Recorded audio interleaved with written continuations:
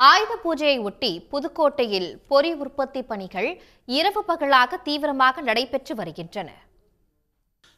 October மாதம் 1ஆம் தேதி ஆயுத பூஜை கொண்டாடப்படும் நிலையில் ஆயுத பூஜைக்கு முக்கிய பொருளான பொறி தயாரிப்பு தமிழ்நாட்டின் பல்வேறு இடங்களில் மும்முரமாக நடைபெறுகிறது. புதுக்கோட்டை தெரு ராஜவீதி பகுதியில் தயாரிப்பு கூடங்களில் இயந்திரம் மூலம் உற்பத்தி செய்யப்படும் பொறி உள்ளூர் மட்டுமின்றி பல்வேறு ஊர்களுக்கும் அனுப்பி வைக்கப்படும்.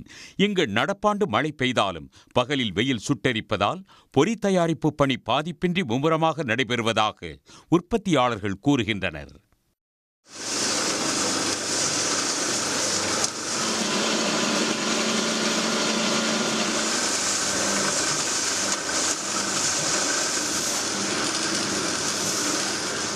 போன வருஷம் 8000 மூட்டை தயார் பண்ணோம். இந்த வருஷம் 10,000 மூட்டைக்கு மேலேயே வந்துருச்சு.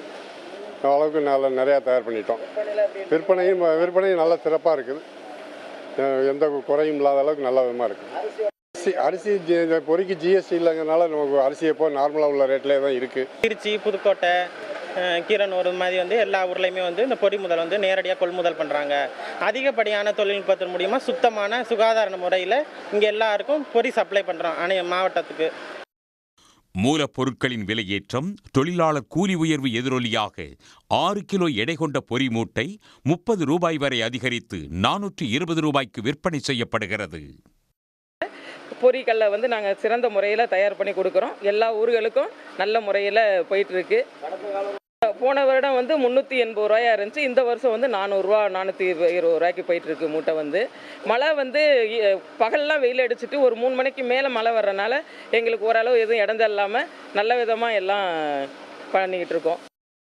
கடந்த ஆண்டு 9,000 பொறி மூட்டைகள் விற்பனை செய்யப்பட்ட நிலையில் நடப்பாண்டில் வியாபாரம் மேலும் அதிகரிக்கும் என்று உற்பத்தியாளர்கள் எதிர்பார்க்கின்றனர். இதனால் இதுவரை 12,000 பொறி மூட்டைகள் வரை உற்பத்தி செய்து வைத்துள்ளதாக உற்பத்தியாளர்கள் தெரிவித்துள்ளனர். சன் செய்திகளுக்காக புதுக்கோட்டை செய்தியாளர் ஷேக் அப்துல்லா. உடனுக்குடன் செய்திகளை தெரிந்து கொள்ள சன் நியூஸ் பெல் ஐகானை கிளிக் பண்ணுங்க.